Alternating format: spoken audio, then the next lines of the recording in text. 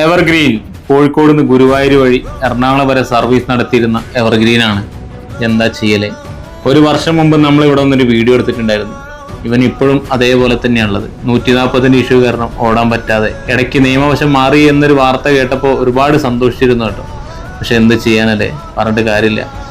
അതെന്താവുന്ന ഒരു പിടുത്തമില്ലാത്ത രീതിയിലാണ് ഇപ്പോഴുള്ളത്. എന്തായാലും ഇവരൊക്കെ തിരിച്ചു വരണം എന്നുള്ളൊരു പ്രതീക്ഷയിലാണ് ഉള്ളത്. കാരണം ഇങ്ങനെ കാണുമ്പോൾ ഒരുപാട് സങ്കടമുണ്ട്. എന്ത് ചെയ്യാനല്ലേ?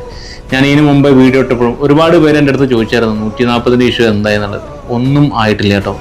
ഇപ്പോഴും അതൊരു ചോദ്യചിഹ്നം പോലെ തന്നെ നിൽക്കുകയാണ്. എന്തായാലും എല്ലാവരും കാത്തിരിക്കുന്നത് പോലെ നല്ലൊരു വാർത്ത കേൾക്കാനാകട്ടെ എന്ന് പ്രതീക്ഷിക്കുന്നു.